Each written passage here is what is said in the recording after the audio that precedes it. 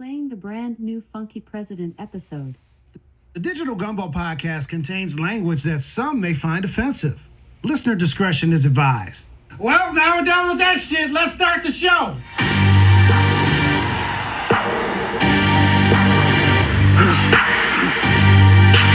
For the victory lap, though. Whoa, whoa.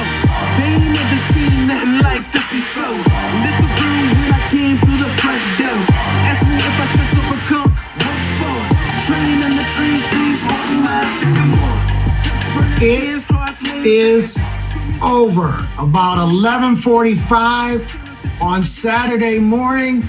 Got news that Pennsylvania had been called for then Democratic presidential candidate Joe Biden, and with the projection that Pennsylvania had voted for Biden, he became President-elect Joe Biden. You are listening to the presidential election wrap-up show part 2. Finally, we have a winner.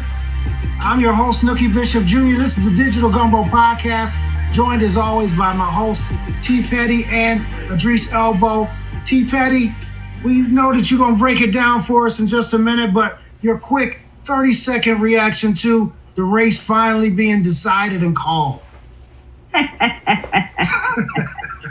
Welcome to Wakanda, bitches. It turned out about like I thought it would. It was going to be a nail biter. And it was going to take us a few days. I think I said last week, Friday or Saturday, we would know. And I was right, as I usually am. So thrilled at the outcome. And we can talk about the particulars later. But I am happy, especially when Madam Vice President sent out a tweet thanking Black women today. She recognizes what it is. Absolutely. Totally agree with that 100%. My main man, Idris Elbow, your quick reaction to where was you?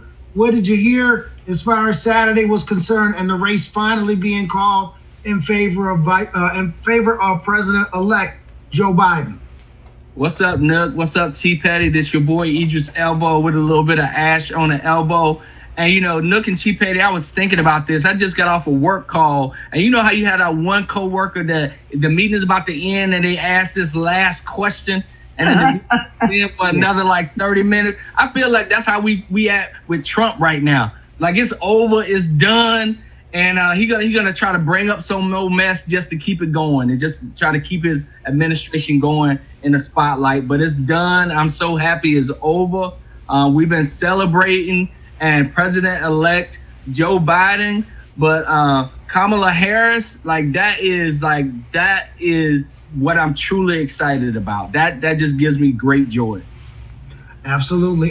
So before I kick it back over to y'all, I mean, you know, we saw everything in terms of Tuesday night. We know what's going to happen. Wednesday, Thursday, they're getting a little bit closer. Then I really thought the Southwest was going to come through. And that Nevada, they can count all that casino money, but they can't count them ballots. Hey, if they would have made the ballot system like them Chuck E. Cheese tickets, that shit would have been counted up pretty much on Tuesday or Wednesday. But that's neither here nor there. The other thing is that this is really a sad case, and I'll let y'all get into it, of the emperor's new clothes. Y'all remember that fairy tale that the emperor thought he had some new clothes, whatever, blase, blah, went out for a parade and he was straight up butt naked. I don't even know what the principle of that story was, like why they told that. He was trying to convince everybody he had clothes on, but everybody knew he was naked. Everybody knew, but nobody wanted to tell him the truth because they're scared of pissing him off. Which is exactly yes. That's Trump and all his sycophants. So a very apt metaphor. Yes, that is the situation we have right now. You are correct, T. Petty, at 1600 Pennsylvania Avenue. So, 290 to 214 is the last count I saw. Run the count up. Run it up, Joseph Robinette Biden. I believe, is it Robinette? Yeah, middle name's Robinette. Is that a family name? Georgia and North Carolina are still outstanding. So that is the potential for another 31 votes. Okay. Wow. So 16 and 15 still out there, 31 for those potential states. So, it'll be all certified and the whole 9 yards. And we saw the sorry and sad tales of these whack ass and fake allegations of cheating and finding votes, blah, blah, blah, blah, blah, here and there. So, T. Petty, ladies first, I'm going to yield the floor to you. Just take us through what you saw from, Wednesday pretty much to about the time the race was called on Saturday.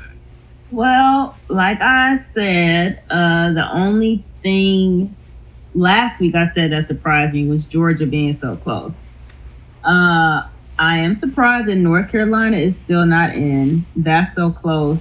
And that Biden, when I say he, took basically the whole four corners except for Utah. So for the uninitiated among us, the four corners is Colorado, New Mexico, Arizona, and Utah.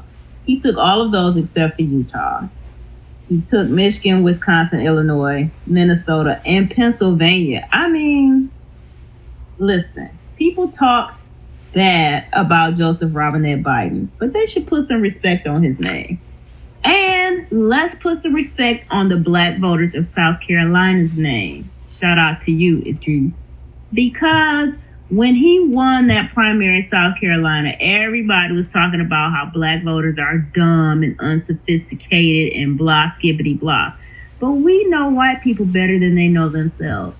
Better believe that. We are practical, and we chose a white man that other white people would vote for. They wasn't about to vote for Pete Buttigieg and none of those other ones either. But Joe Biden, they came out for. He's a man that they've known for 50 years, even if you don't agree with his policies, which I don't. And he served under a black man. There ain't no hard math. So I'm surprised that he might take Georgia and he might take North Carolina too. I'm surprised at that. Oh, I forgot about Alaska. Alaska's still out there. I always forget about Alaska. But I mean, it wasn't the quick repudiation that a lot of us were hoping for, but I think the more practical among us were expecting it to drag out a little bit longer. And also, Mango Mussolini's tactics, he's doing exactly what I thought he would do. Out there playing golf on Saturday as the race is being decided. The stories have come about that his staff has to get him out there on the golf course. And in fact, during his entire administration, that he's been golfing so frequently because that's the only time that adults in the administration and in the White House can get things done. Two quick notes, and I'm going to swing it over to you, Dries. One, when does Alaska really had any type of deciding vote whatsoever in a presidential election ever? It's like noon in Alaska, and it's like 9 o'clock in New York, and they already done called it. Like, if you go to Alaska and you don't vote early, it's like you might as well forget it because the race is over. But I can see that's neither here nor there. And then very surprised, but happy about Arizona. Cheeto 45 came out with all that negative rhetoric against the late, great John McCain, a real American, a real man, a veteran who served this country. And when he lost in the race, he conceded like a real man should, like a grown-up should, like a fifth grader that lost in a school election, class president election should. But we don't have that at this level, unfortunately, at the White House. So again, shout out to Arizona, which was red for many, many years. But when it was on the line, and John McCain's late wife, I believe her name is Cindy, campaigned heavily for Joe Biden and got a lot of flack, like threatening emails and phone calls flack, and people turned their head against her, that in public type of thing. But she stood strong, and the urban centers in Arizona came out, so was happy to see that. But Dries, I'm gonna go ahead and kick it over to you, man. What did you see? We talked about it a little bit the Wednesday after, but between Wednesday and then that time on Saturday, where were you when you heard, and your thoughts on everything that you saw, brother? Man, I was just chilling at my house on Saturday, just trying not to watch anything because I was kind of freaking out. But then the news popped up on my phone, and I think we went wild here in the house. Just and the thing that surprised me, T. Petty and Nook, is I had joy, but I thought it was gonna be a little more joyous. But it was just oh my God, we dodged a bullet, and now I quickly turned toward, man, we got a lot of work to do. But I still have a lot of joy. for Kamala and just being Kamala. Thank you, Kamala, for just being the first, female vice president, Black woman vice president, woman of Indian descent. So she's just like really representing. T. Petty broke down the different states. I want to break down the people who voted. I want to talk about that, Nook, because you had 75 million people vote for Joe Biden. About 70 million people vote for Cheeto 45. And so that's more than 45 million people that voted, which is just amazing. And that shows you, like, when you give people the ability to vote and different avenues to vote, that people will vote. And I think they said it's about 8 or 10 million more people voted this time than the last presidential election. And so, T. Petty, I want to go into the numbers a little bit because we was talking about this. And the thing, before we dive into the details of the number, the thing that just makes me crazy when I think about this is that if you think about everybody who voted, right? If somebody say they voted, they got about a 50% chance to say they voted for Trump. So that blows my mind.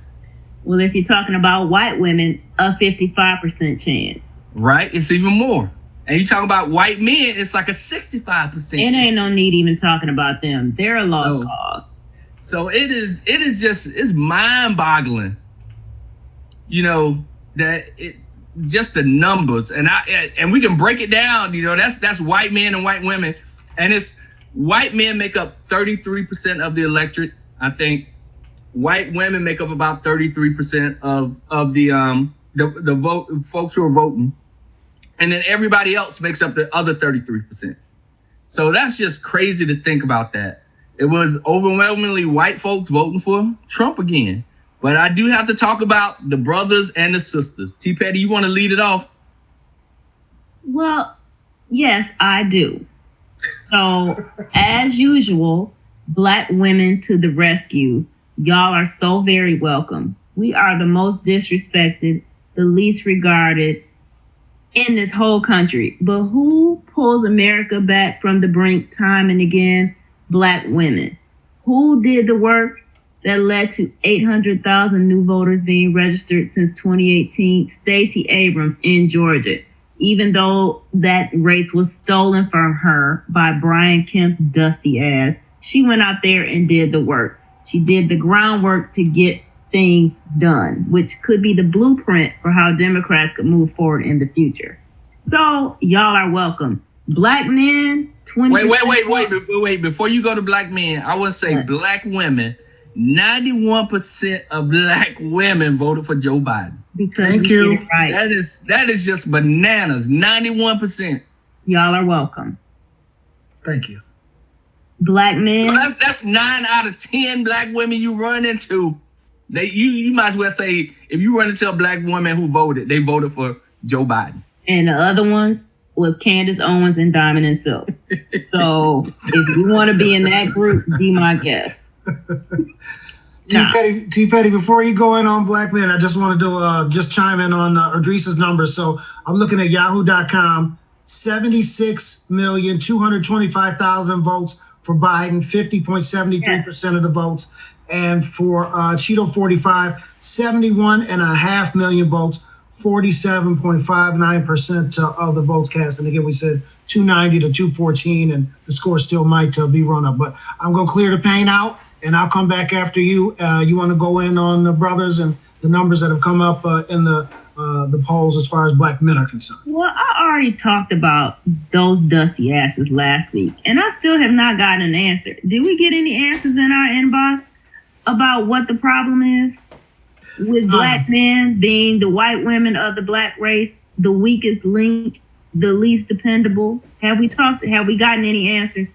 Nothing in the inbox. I want to say that the brothers that listen to this podcast probably, is on the side that voted for Biden, and dare I say the socioeconomic group for some of the brothers that's out there that they might not be listeners to the pod, and that's unfortunate for them.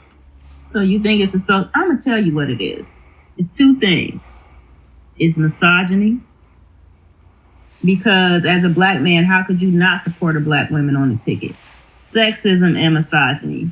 And number two, these Negroes with their, first of all, talk about Biden and the 94 crime bill, which is bullshit from top to bottom. Everybody wants to divorce that crime bill, which was a mistake, which he said. But they want to divorce that from the context of the times. We were all coming of age around that time. We all remember how wild it was, right? Right. And we also all remember that everybody supported that crime bill. Every member of the CBC, black governors, mayors, Congress people, if there were any, everybody and their mama supported that bill. So I don't want to hear that trash right now. Black men, y'all need to get together. Talk to your mamas, now, talk to your wives. What? I don't have any excuse, but I will tell you this, because I think this is true too. I'll listen. Never sleep on patriarchy and racism. Absolutely not. That is real. And I think a lot of the numbers for black men was I think about 18% of black men voted for Cheeto 45. Go ahead and round it up to 20. 20. So you might as well say, 2 out of 10, right? 2 out of 10. 1 out of every 5. Yep, 1 out of every 5. Oh, when you think about that, thank you for the fractions. For the fractions, Doug. Yeah. 1 out of 5. That's which is crazy, but I think a lot of that had to do with just and it was a black woman on the ticket. You said that, T. Petty. It was a black woman on the other ticket, and you still didn't vote for her. So it is no excuse. There's no excuse there. I think it's patriarchy and racism. They all go hand, and sexism. So if people read Bell Hooks, she talked about this quite extensively. Both white women and black men are both the oppressed and the oppressors. And when it comes time for them to choose between the two, they will choose the side of the oppressor, which leads me to white women. 55% of you, which is up from the 53% that voted for him in 2016. Didn't I tell y'all after that vote, when they was crying in the streets and marching with their little pink pussy hats on and turning their social media profile pictures black? I told y'all that was all performative garbage, and I was right. Cannot be trusted. White women, if you have not proven yourself to me personally in my dealings with you on a day-to-day basis, y'all are all snakes in the grass until proven otherwise, because they will smile in your face, bring you some brownies with cat hair baked into it, and then turn around and vote for Trump. No, thank you. Let me chime in a little bit real quick. So, no excuses for the brothers. 2 and 10, 1 and 5, whatever fraction you want to give it, unexcusable.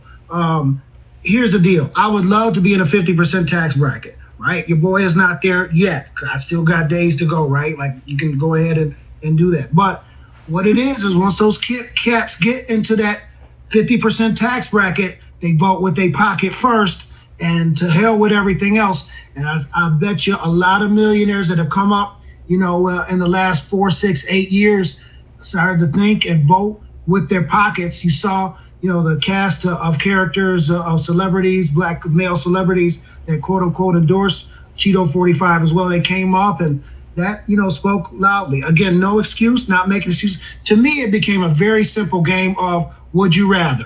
You have choice A and you have choice B. Now, neither one of them was perfect, never will be. It never has been in any presidential election.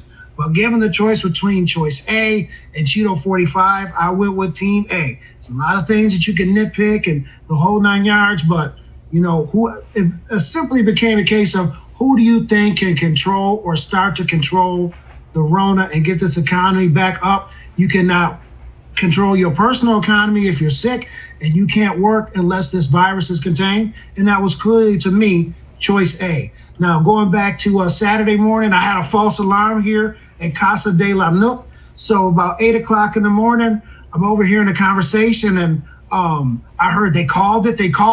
It was somebody calling the house, and I'm thinking that they called the election. I'm like, damn. So I went to the basement. I'm just chilling.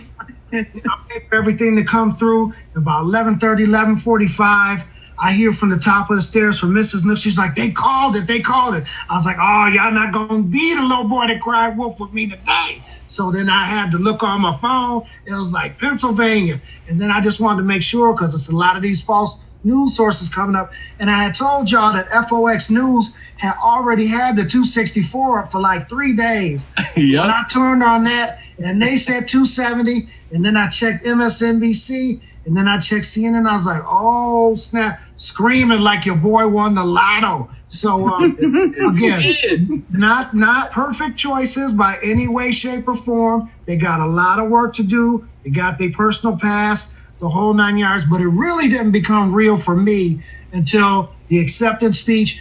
And this was, let's make this very clear. When the president-elect wins and gets put on and everything is done, and he is the vice president-elect, it's never been a deal where the vice president-elect has gotten his and now her time to shine. But Kamala came out first, gave a wonderful speech, talked about everything, had that 1,000,000 megawatt smile, had that thing going, the whole 9 yards. Then she brought Joe out, and Joe did his thing. And when them fired after his speech and all the horns honking and the whole 9 yards, shout out Wilmington. I might be up there to visit y'all this summer. We can clear this Rona out the paint. But that's neither here nor there. But when those fireworks came out and their family was there, that was the moment that we got first, that we saw with President Obama, when Mrs. Obama and Sasha and Malia came out and they waved and they got their shine after what was a traditional election. And then again, when they had the, their inaugurations the second time around. So it really didn't become real to me until those moments, but they did a wonderful job with the laser shows and the fireworks. And Joe talked about all the work that had to be done. And again, he's already got things going in terms of what's going to happen with the economy, the pandemic, the whole 9 yards. So we have a real adult about 71 days out from the White House, and we'll see what happens there. So that's when it became real for me. So, Dries, I'm going to keep... No, I want to make a comment on that. You talked about the fireworks. I thought they were beautiful. It was a wonderful show. But then kind of after the show was over with, I was trying to figure out how they spell Biden's name and Harris' name and everything. And they reported that it was drones. That was drones, like flying drones that kind of organized themselves to spell out all the words. And I thought about that. I was like, that's kind of dangerous. You got a president-elect, vice president-elect there. You got drones flying around. I was like, ain't nobody seen White House Down or, Spider-Man Homecoming where they use the drones. Would you stop trying to kill people off? I know. I'm just saying. I'm nervous, T-Petty. I'm just nervous. And you got like a bunch of drones flying around. I was like, Secret Service, you need to do better than that. Are you more nervous than when you were? Wait. Are you more nervous than you were when Obama got elected? Yes, I am. A lot more at stake. Yes, it's a lot more. I think you might need to manage your anxiety. Well, it's a lot of anxiety. I'm worried about drones, T-Petty. Now, T-Petty, you're from the business world. We got a thing called SWOT. SWOT. Yes. Strengths, weaknesses, opportunities, and threats. We put Dries Elbow in charge of, he's the cabinet member for SWOT. He's Mr. SWOT. Strengths, weaknesses, opportunities, and threats. Strengths, the drones look good. Weaknesses, the drones might fall out the sky. Opportunity, they look real good and they can move and make letters and shit. Threats, it might get taken over with the GPS and shoot laser beams off the drones and attack the Browns people and the people on the stage. You talking about all this hacking going on between Russia and China, and you mean to tell me them drones is probably from China? I think it was made in China, and they probably had all kind of other software. And T-Patty, you do this type of stuff for a living. You know it's easy to hack a drone. Oh my God! But we are now 2 days later, and he's fine. So. Yeah, they just need to check out if they're gonna do the drones during the inauguration. They need to check this out because we got 2 months. We got 2 months to go before. There it is. Inauguration. That's a lot can happen in 2 months. That actually brings up a good point. What happens if the president-elect dies between election day and inauguration day? Does the That's what I was asking. Betty? Does the VP automatically ascend? So it's VP President-elect ascend. Harris. VP Well, maybe would ascend.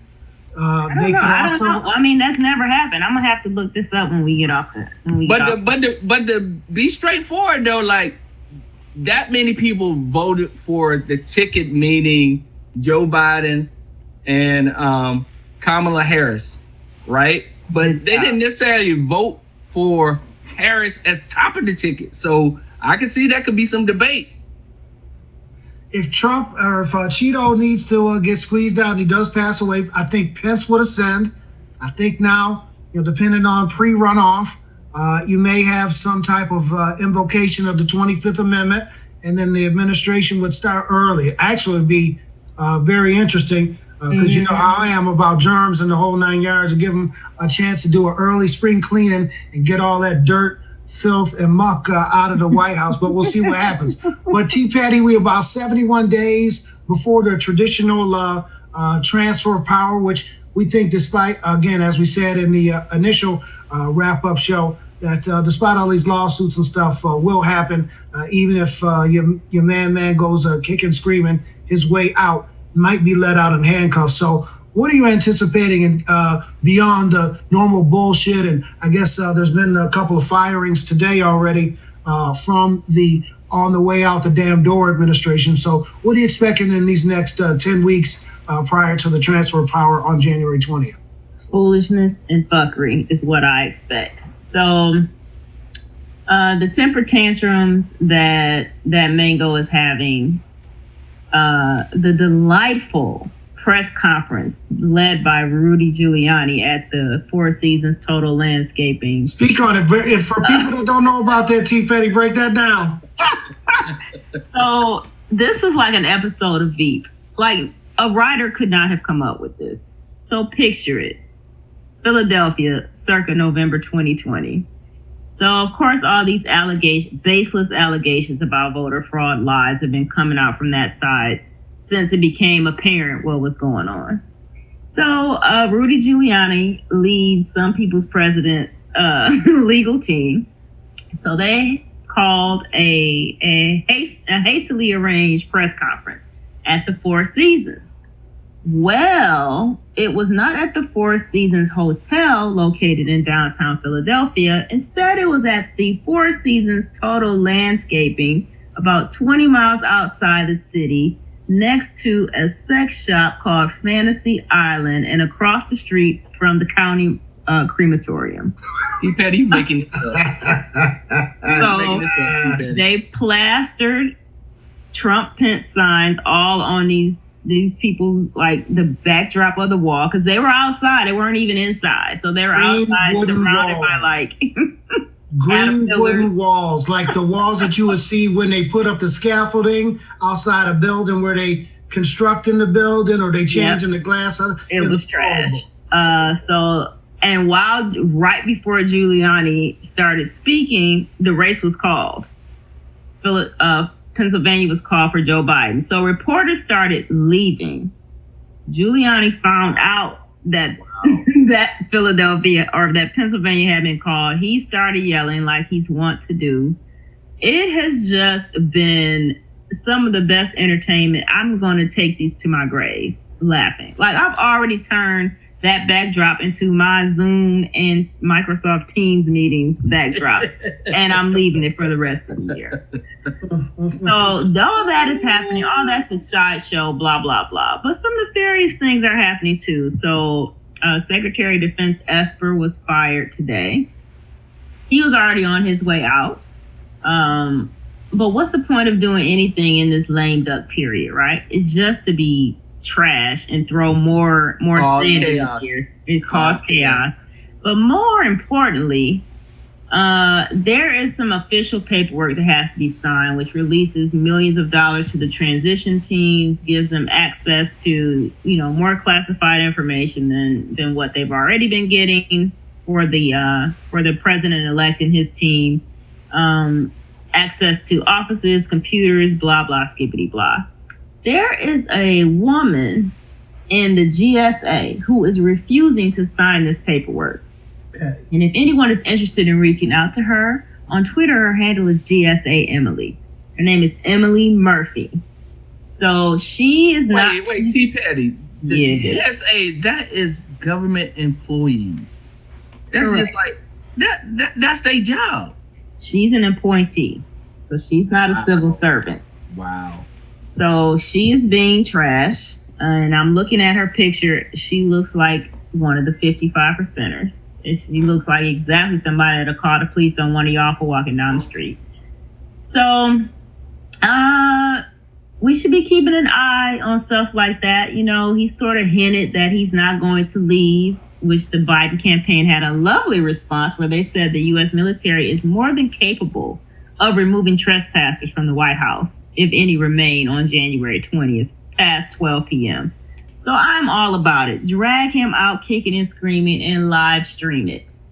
So there are some things to keep an eye on, but I'm happy about the steps that Biden and his team are making. Their first major thing was announcing a COVID task force led by actual scientists and doctors. Can y'all believe it? What? Yes. He's already, starting to announce some things. His transition website is up and running, buildbackbetter.com. if you were interested. So all the things that we would expect from someone who has the depth of experience that he has, excellent people are being put into place. So it's just a matter of how much he's going to be hamstrung by these outgoing idiots. And then the big question is what's going to happen in the Senate, which I think we'll probably talk about in a minute. Gotcha. I got to say about this this COVID task force, I think he's just going to need it to be able to clean out the White House from all these COVID infected. Like, folks, your boy just got the COVID, right? Ben Carson. Yeah, Ben Carson. He got the Rona. He got the Rona, fooling with them. And it's like, people of color, we don't fare well with the Rona for various reasons. Inequalities baked into the system, healthcare. We just don't fare well. And wait a minute. Okay. What happened to Herman Cain? Let me check. I'm checking in my bag to see if I have any fucks to give about Ben Carson getting the Rona. Look deep now. Look deep. Empty it out. It doesn't. They don't appear to be here. You ain't got nothing, T-Petty. I don't have none. I don't care about him, his wife. I don't care. What did that e-card say? Be like, behold, the field in which I growest my fucks. It is Cast barren. thine eyes upon it, and thou shalt see that it is barren. This is a doctor, by the way. Dr. Ben Carson. Yes. Neurosurgeon. One of the top neurosurgeons in the country. I used to admire him, but I really think he's an idiot savant. He don't know nothing about nothing else. T-Petty, Ben Carson in the 90s was gold. He was gold. That's because he didn't talk that much. Do you remember him giving any speeches or anything? No, he had a book, Gifted Hands. Mm-hmm. Talent neurosurgeon. Don't know what happened. But not a gifted tongue. Did nothing happen. He hates himself and he hates us. Look, they've been showing the videos of them putting up the inauguration scaffolding, like for the cameras. And really? The cameras and the camera banks and all that stuff. Well, let me go look. I've been traveling today, so I haven't been online. So let me check that out. That'll make me happy. Yeah, they've been scoping that out pretty much like since Wednesday, Thursday-ish, when the Biden campaign pretty much saw the handwriting on the wall and, certain election officials or observers was letting them know that, look, these mail-in ballots is coming in and this look like it's going your way. So this is what adults do. They see what's coming beforehand and they go ahead and set it up. So they got the scaffolding locations all mapped out. They're putting some of the scaffolding up for some of the cameras that'll be showing the inauguration of the new administration. So, I mean, it's a sad situation. And I have no sympathy for Cheeto 45, but let me talk some real adult talk here, right? Now, it's sad. Wait a minute. Where are you going with this? It is sad as an adult when you do not have anyone that you could seek counsel in, right? And I'm not just talking about an attorney. I'm talking about someone, for example, if you have an idea, T. Petty, and you might bounce it off me or Drees or vice versa, as far as the three of us are concerned, and we'll throw producer E in that mix as well. But to absolutely, positively have no one that you could seek counsel in, and then you've amassed this great staff, and at least you'd have one person that would quote unquote keep it real, and there is nobody, no adult, no one person in that administration that can say, bruh, it's time to go. You lost, man up, concession or no concession, but you got to go. We got to get out of here. The new But look, administration I would is add coming. to that the entire party. In an entire party that will say that. It ain't nobody said that from their party yet. They're all Four GOP cowards. senators, that's it. But Who?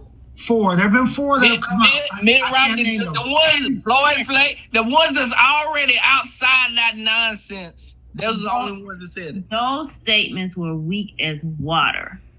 They're all trash. And any talks about reaching across the aisle and working with him, y'all ever notice that when Republicans win, is no talk about how they need to reach across the aisle and work with Democrats and compromise and moderate and come more to the center? None, When they want to Democrats steamroll. said is always, don't move too far to the left. You got to work with other people. Have sympathy for how they might be feeling. You know what? Fuck your feelings. I don't care about you. If it was me, I would grind all of y'all until the dust, until there was nothing left. And I thought Mitch McTurtle was going to get on board and, get on the side saying, look, he needs Why? to concede, Why the would whole you 9 think yards that? and move forward. Because they're as much as he's seen, I mean, this is not his first rodeo. And based upon the evidence of those votes that are there, irrespective as to how it is, there's no road to 270. It's like at some point you got to call uncle. And as old and as old as he is, he should be the person that should leave it like, you know what? Concession, game over, the whole 9 yards, and be leader. I'm gonna tell you why. I'm gonna tell you why they ain't saying nothing.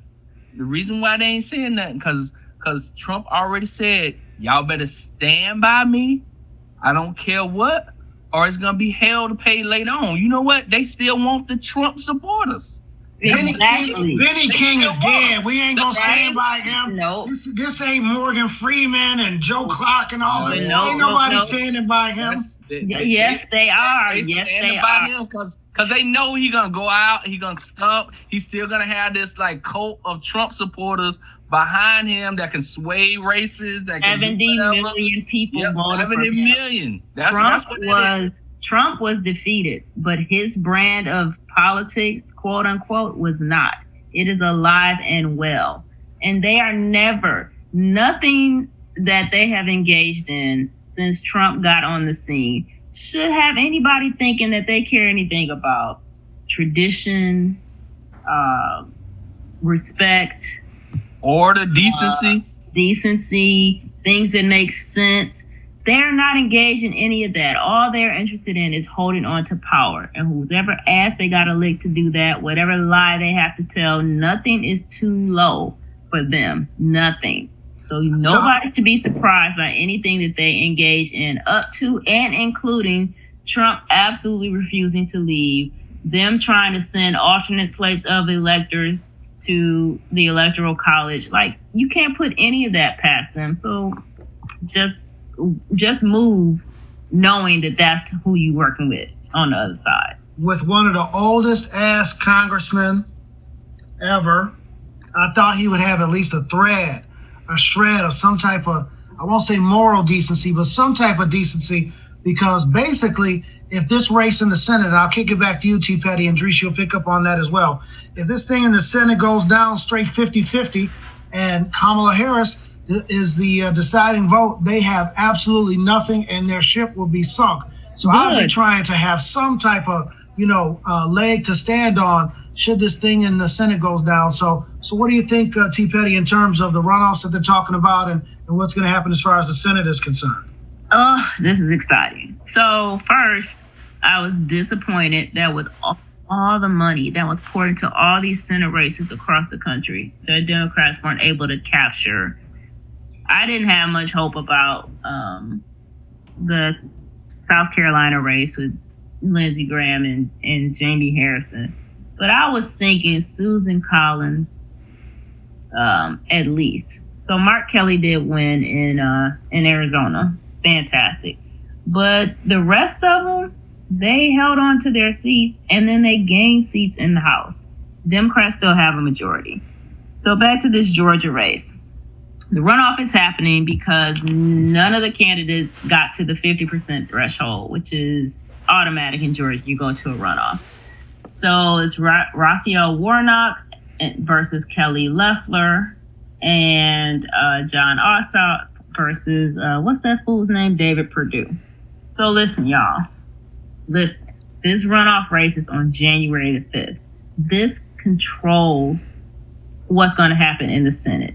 Are we going to give Joe Biden a Senate that will actually work with him to get some shit done in the next 2 years?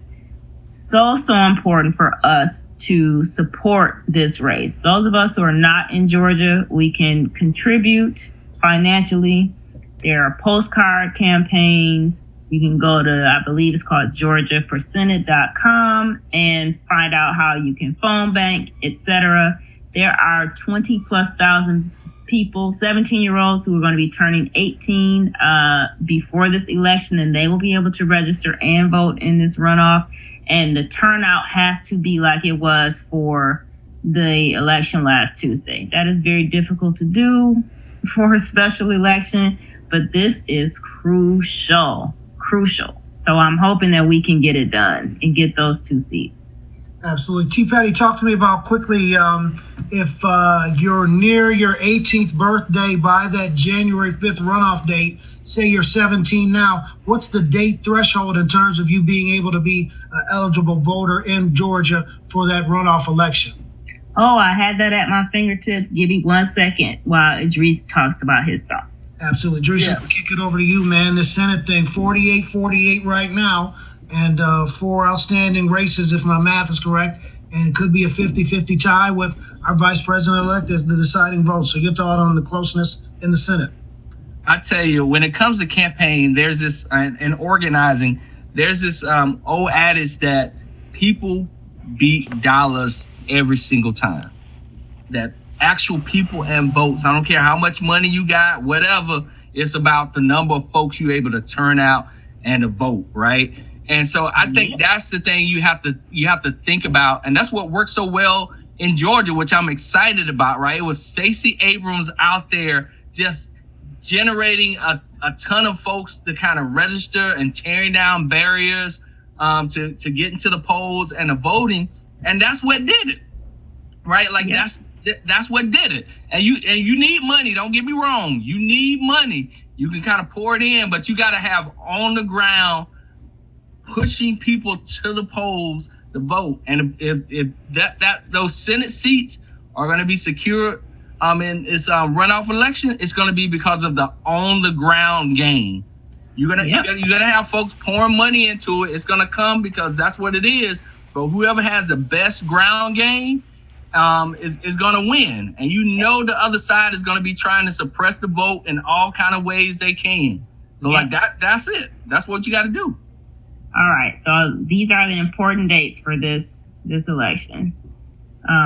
So November 5th, people could begin requesting absentee ballots.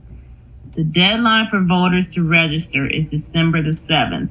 So for any 17-year-olds, you can register by December 7th as long as you're going to turn 18 before the election on January the 5th.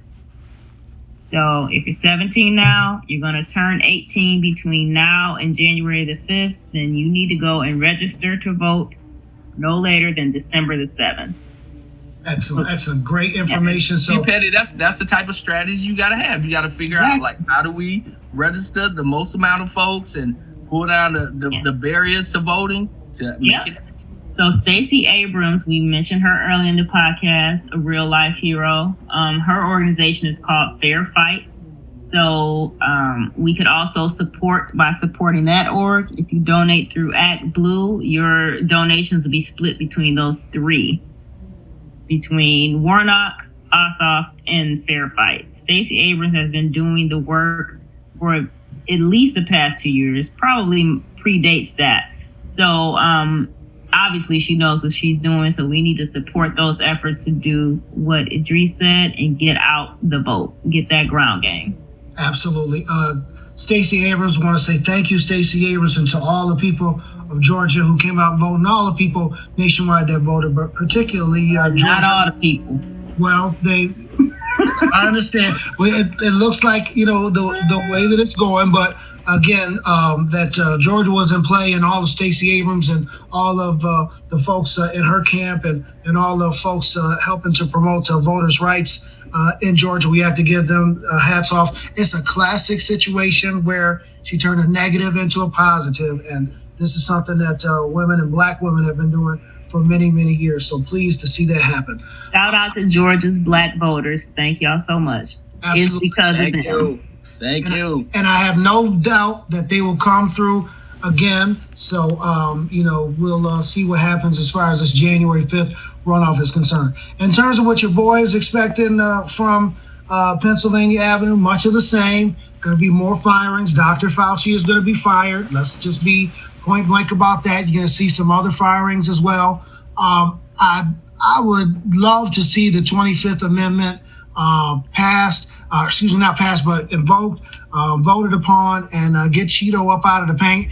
And the wild card for me is Melania is the biggest slickster, trickster pimp that's out there. You best believe she's working on, and the ink is drying on her separation agreement or whatever you want to call it. She is going to write a tell-all book. Well, she won't write it. Somebody else will write it and have to translate it, whatever it is she's saying. But I bet you she got a book deal in the works, and she's going to tell it all. Y'all caught snippets of that in that phone call that came out during the campaign, and y'all already know about them red-ass Christmas trees. I just shudder to think what the Christmas decorations are going to be like this year. So she is working on a deal. She probably got an NDA, but she probably just going to go ahead and get that divorce money, and people is going to get at her to go ahead and write a book, and they going to mess around, and Barron, who might be 18 by the time this thing is all over as well, he might write a book too. It's going to be people that's going to come out, and you're going to see bestseller after bestseller after bestseller really taking you inside the Cheeto 45 White House and telling y'all how it is. Spend a dime on none of that bullshit, because the time that you should have been speaking up was when he was doing all this damaging stuff. I don't care about it after the fact. John Bolton, Melania Trump, none of you other hoes, y'all stood by and did nothing as he enacted all these terrible policies harming millions of people across the country. 240,000 people are now dead from the Rona. Do you think I care about your whack ass book? 4 years after the fact? I don't. I won't be spending a dime on none of it. T-Pat, this brings up a good point here, is that one of the things too that just really irks me about all of this is that, you think about the people in the administration that gave him a pass, right? Absolutely. And some of them folks, right, like they still got careers to go after this.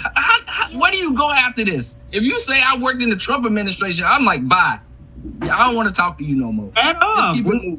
Uncle Kaylee got to go. She came out talking that fraud shit today. And if Fox News cut you off from the press conference, you're trash. You're done. You're done. You're done. And they're not going to get no jobs. You got no credibility no more. No credibility. None of them should be granted entree into anything. You are garbage, and you need to be treated as such. I don't consort with trash. Nobody should consort with trash. I don't want to hear you crying, talking about you're sorry. If you were not a civil servant, someone who needed this job, who's been working this job, a career diplomat, a career employee, and you are an appointee, you can kiss my ass. We don't have anything to talk about. I won't be reaching across the aisle to do nothing except punch you in your fucking face. That's it. Absolutely. We can't. Well, I understand your point, Chief Eddie, but we're gonna be a nice, calm, peaceful podcast. I'm not gonna be nice. No, I'm not. To what? Were they nice? No. Were they nice when they were locking people in cages? No. Were they nice when they enacted a Muslim ban? No. Were they nice when they called black people everything except a nigger? Fuck them. period. I mean it. If y'all listening, fuck y'all. All right, well, there it is. Listen, we're going to go to final thoughts. T. Patty, we're going to give you a couple seconds to go ahead and get your thoughts together. You hyped up, so we know that you got some final thoughts beyond that. But, Dries, your final thoughts as we go into these last 70 days of the old administration and we go into this new administration. You know, my grandma used to have this saying. She would say, like, watch well and pray. And that's what I think we got to do is watch well and pray, because these next 70 days, it's about to be some foolishness. I ain't gonna make no predictions because it's just hard to predict. I know it's gonna be a lot of firings, a lot of chaos, but it's just gonna be chaos for the sake of chaos. Because he's upset, he's angry, and he just small. So like it's gonna be a roller coaster ride. So watch well and pray. Totally agree on that. T. Petty, your final thoughts before I wrap it up and we get on out of here?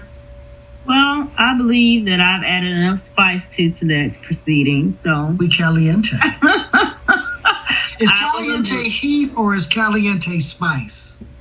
It's hot. It's hot. No, okay, but is it thawed like hot water or is caliente spice like spicy spice? Now listen, sir, I don't know. We need to ask one of our Spanish-speaking friends. Okay. Or you can ask the Google. Absolutely. I will. So my thoughts echo Idris's. Is going to be some shenanigans afoot, and the Biden legal team is prepared to squash those that they can. But the GOP is not going to do anything to put any brakes on whatever he chooses to do between now and January 20th. So we just have to be vigilant, keep an eye out for the foolishness, and then be ready for Joseph Robinette Biden and Kamala Debbie Harris to take office at 12 noon sharp on January 20th, 2021. You know what? Them parties going to be lit. Well, they know like I know. They need to stay their asses at home and watch it on TV. This thing with the Rona is not a done deal or a wrap yet. But absolutely not. I am curious though. What is an inauguration in the age of the Rona going to look like? All the congressmen are offering tickets. They're building the scaffolding, like you said. I don't know what this is going to look like. It's going to be very interesting. I do have cousins and stuff hitting me up, trying to stay with me. Hey, look, I have it on good authority. You got AKAs already booking hotel rooms. Yeah. They coming for the inauguration now. They're coming, and they're going to have pink and green masks with pearls on them. So be ready. Hope everybody stays safe. They did a good job with the conventions in terms of those being virtual. So, as much as folks can go ahead and have virtual inauguration parties, we go ahead and endorse that. But like you said, T. Petty, it's going to be some foolishness, but 10 weeks to go. We'll see what happens, and hopefully be some type of air and thread of civility about this. If not, so be it. Payback is mother. We got these Senate races, runoffs that's going to happen, and I'm going to say it's going to be a 50-50 split with Vice President-elect Kamala Harris being the deciding vote. So we'll see what happens with that. Listen, y'all, your boy is out. I got a golden birthday I need to celebrate, so we're going to take a little bit of a break. We got... Thank y'all. Golden birthday, Birthday. Got the golden birthday coming on. And don't bury me at the Gucci store. Don't bury me inside the Louis store. Nothing like that. Gonna be celebrating it right at home. But we're gonna take a little bit of a break. We got Thanksgiving coming up and whatnot. And when we come back with the next episode, we definitely gonna get back into our funny stuff and might have a little bit of update here and there as to what's going on in our nation's capital. You've been listening to the Digital Gumbo Podcast. Thanks so much for joining us. Remember, we're on social media at the Digital Gumbo, both on Twitter and on Instagram. We tweet stream a show on Twitter, so you definitely want to check us out there. And you want to check out our new Digital Gumbo YouTube page. It is at the Digital Gumbo Podcast. So just Google channel searches the Digital Gumbo Podcast. We'll be having more stuff that'll be coming up there into the new year, and we continuing just to go ahead and get our stuff up on new and emerging formats. So thank you so much to all of our listeners. We know that around Memorial Day, we went ahead and with everything that went on in terms of Black Lives Matter, civil unrest, and the killing of unarmed folks, unarmed black people at the hands of police happened. And, we sort of had to, take a different view on the news in terms of what was happening in the community and around the world, and specifically here in the United States. So we can get back to what you guys initially came to know us for, the funny stories. But when and if needed, we'll get back to this news stuff because that's what we are. News and current events from around the corner and around the world with our urban perspective on that. Y'all got anything else? T. Petty, Drees, y'all good? Any last predictions, final thoughts before we get on out of here? Thank Black voters, particularly Black women. Thank you, Black women. Thank you. Shout out to my brother Michael who came through with the golden gift, and shout out to our friends. Y'all know I'm Drees. You know I'm T. Petty, Desi, Oy, and Ted. They came through with Golden Grant. You know what a Golden Grant is? What is it? Golden Grant, a gold tequila and a $50 bill. Your boy is most appreciated. Oh, Nice. That's how you celebrate. That's how you celebrate. A special edition Nookie Rita's coming up. There it is. There is the gold ones. Golden Ritas. Oh my God. Enjoy. We're gonna be passed out after half of one instead of the usual one that it takes. I'm gonna have to do testers first and then, break y'all off a little something. Oh Lord. All right, y'all. This is Digital Gumbo Podcast. So we want to thank y'all again for listening. Until next time, be safe and be well, and keep your head on a swivel. Bye, y'all. Peace. Happy birthday. Thank you. Happy birthday, Nook. Thank you, sir. Appreciate it, Drees. Thank you, Chief Petty.